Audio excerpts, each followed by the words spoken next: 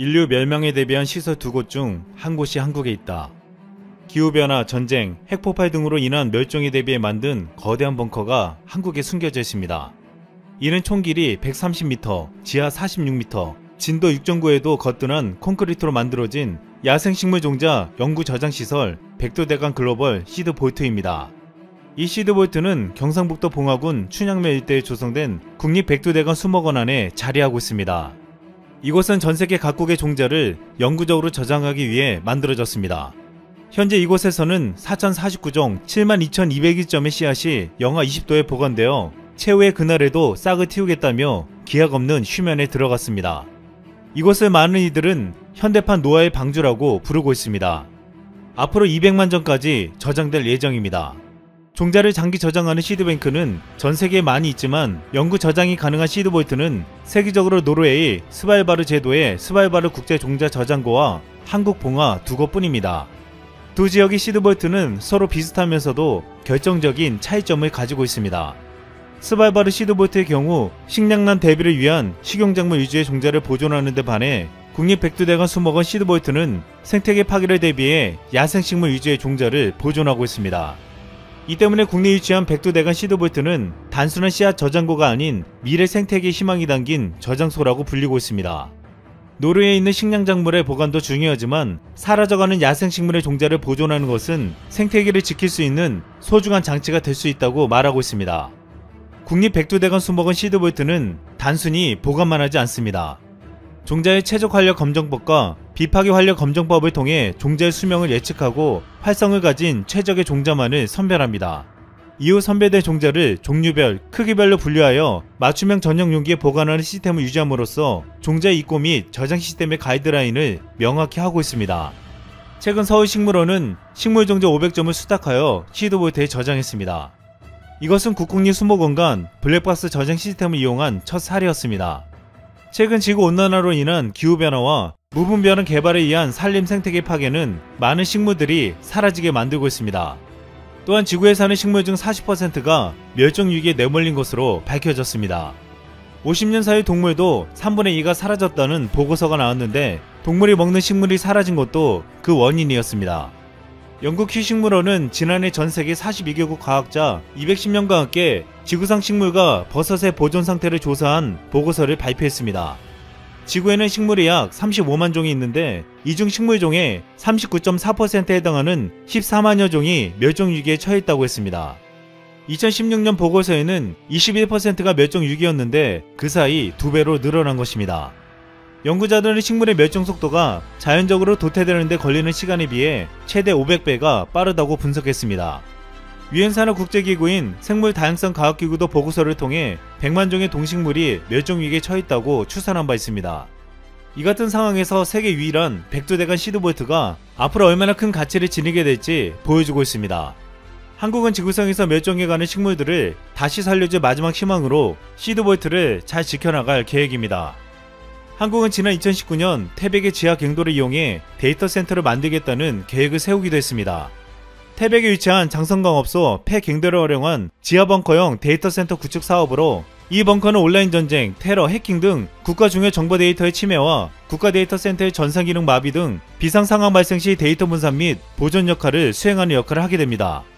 지하 데이터 센터 총 넓이는 약 99만 평방미터, 국내 최대 규모 지하 저장시설로 총 사업비는 약 3천억 원으로 추정되고 있습니다. 대한석탄공사는 데이터 센터를 활용하기 위해 장성광업소 지하갱도를 물색해온 것으로 알려졌습니다. 강원도 태백 지역의 장성광업소는 최대 일터로 지역경제의 핵심 축이었는데 정부 구조조정으로 수년돼 폐광되기 때문에 해법을 찾으려 했지만 쉽지 않았습니다. 그런데 이곳을 지하 데이터 센터로 만든다는 계획은 신의 한 수라고까지 불릴 기발한 아이디어였습니다. 지하 데이터 센터가 건설되면 태백은 제1의 석탄 도시에서 국내 정보통신기술 중심지로 새로운 도약을 할 수 있다고 했습니다.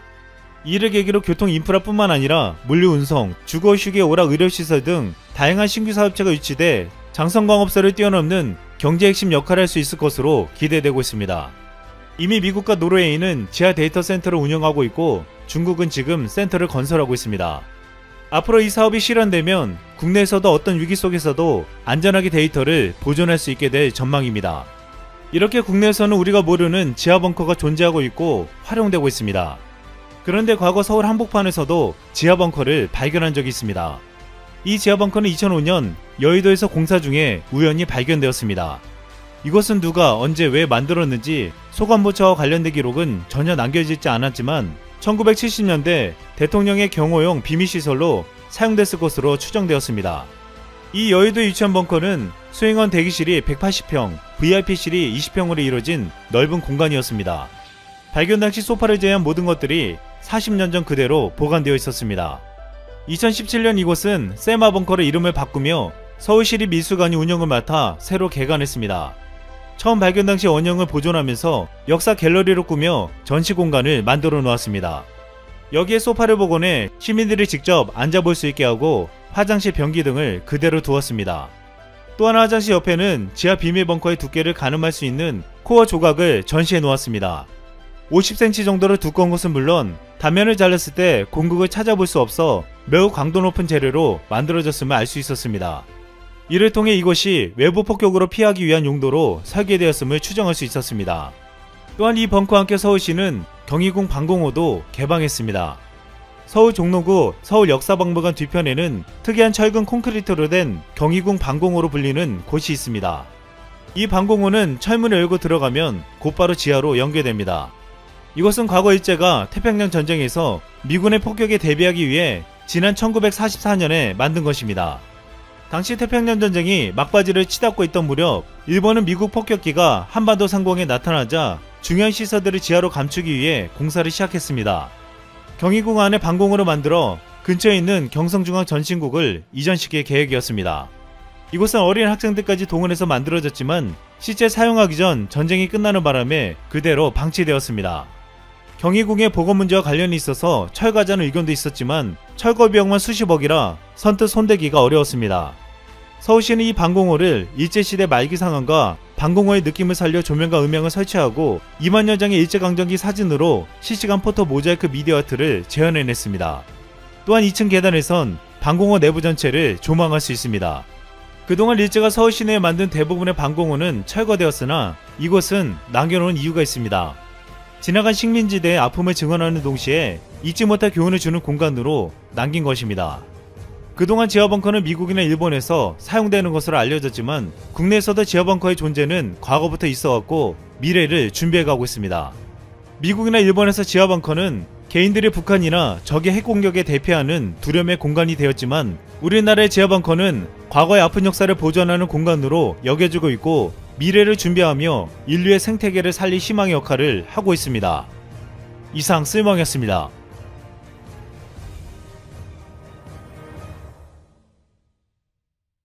여러분, 마스크 착용 잘하고 계신가요?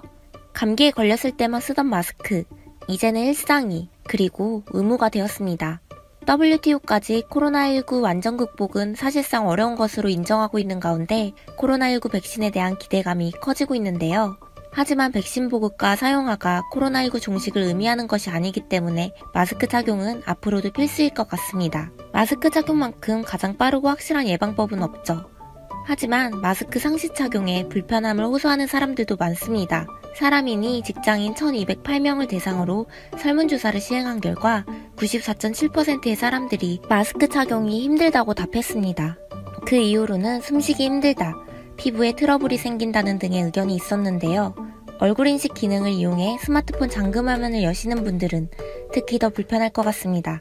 이런 상황에서 애플이 마스크를 착용한 상태로 잠금 해제할 수 있는 기능을 추가했는데요. 하지만 이 기능, 이미 8년 전 삼성이 먼저 만들었습니다.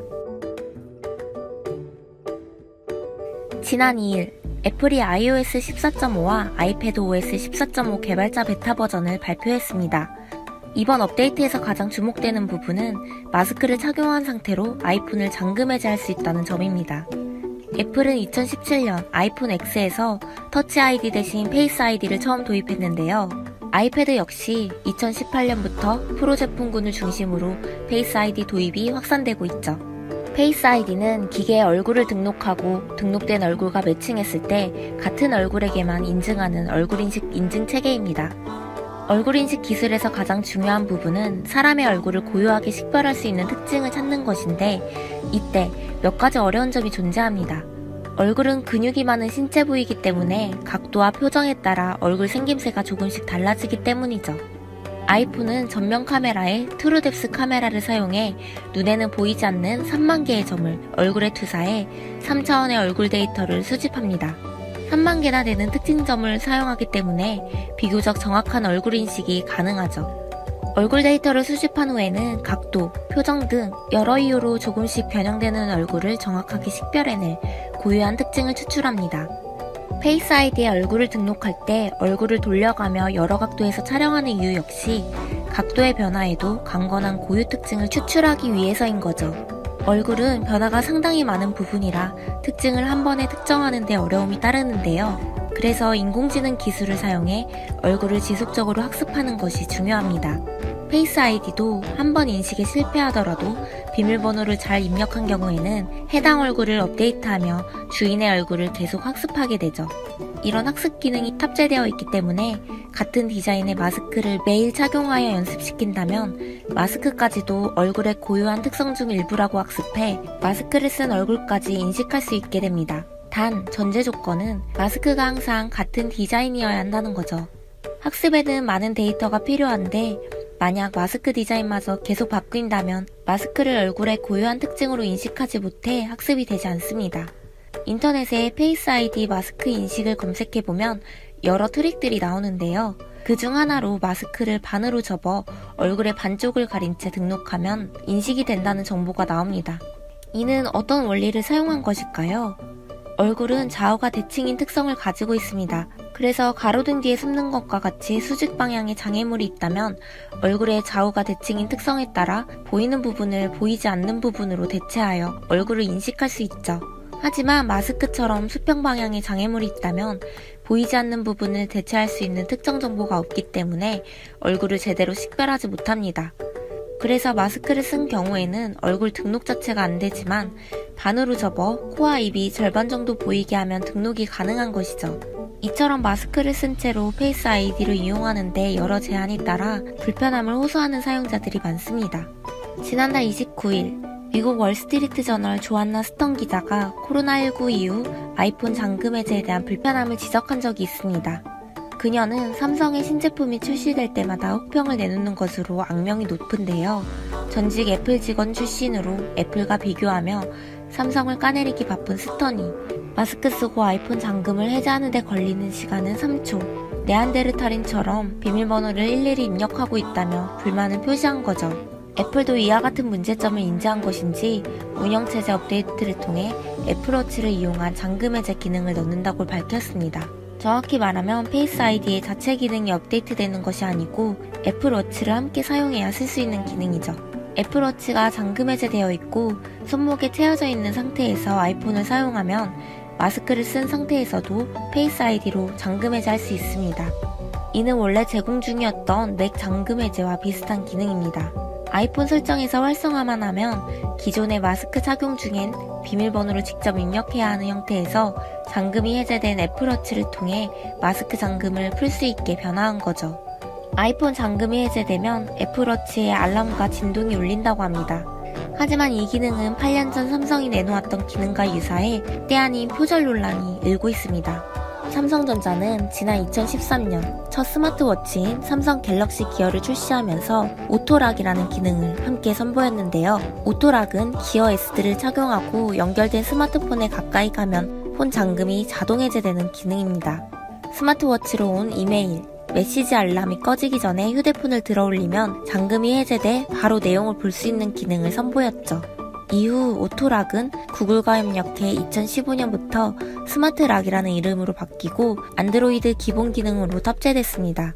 스마트락은 특정 기기가 연결되었을 때뿐만 아니라 제품 사용 방식, 장소 등에 따라 사용자가 더 쉽게 기기를 사용할 수 있도록 돕습니다. 믿을 수 있는 기기를 블루투스로 연동해 추가할 수 있죠. 등록된 제품이 스마트폰과 연결되면 자동으로 잠금이 해제됩니다. 예컨대 무선 이어폰을 착용하고 있는 동안은 잠금 없이 기기를 바로 사용할 수 있는 셈인 거죠. 또는 스마트워치를 착용하고 있는 동안 잠금이 자동 해제되기도 합니다. 웨어러블 기기를 이용한 잠금 해제는 블루투스 연결을 통해 해당 기기를 신뢰할 수 있는 기기에 추가해 설정하며 쓸 수 있습니다. 사용자가 잠금을 여러 번 해제해야 하는 불편함을 줄이기 위한 기능이죠. 이번에 애플이 OS 업데이트를 통해 제공하려는 기능이 삼성 갤럭시 기어에 적용된 신뢰할 수 있는 기기와 매우 비슷해 보이죠?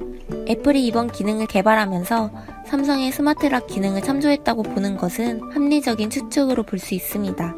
삼성과 애플뿐 아니라 많은 경쟁 업체들은 싸우면서도 서로 좋은 점을 벤치마킹하며 닮아가는 모습을 보이고 있기도 하고요.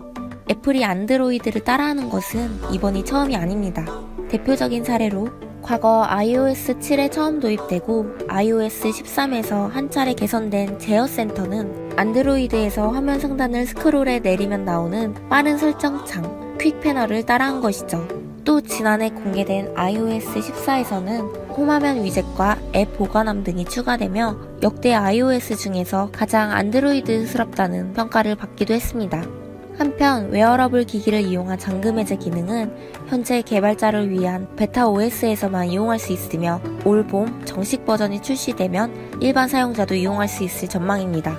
8년 전 삼성의 스마트락 기능과 비교하자면 당시 삼성은 사용 편의성과 범용성을 더 강조하였는데 이번 애플은 보안 기능에 더 초점을 맞춘 것으로 보입니다.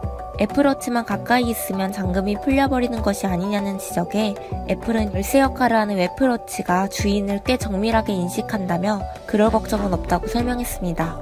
애플워치가 사용자의 대략적인 머리 위치를 알고 있어 주인이 아니라는 점을 알 수 있다는 것인데요. 핸드폰 주인 옆에 있는 다른 사람이 집어도 잠금 해제가 되지 않을 뿐더러 혹시 잠금이 풀린다 해도 애플워치가 이를 바로 알려주어 원격으로 다시 잠금을 걸 수 있다고 합니다. 이 기능이 앞으로 어떻게 활용될지, 보안 문제를 일으키진 않을지 지켜봐야 할 것 같네요. 무려 8년 전 마스크 없이 자유롭던 시절에도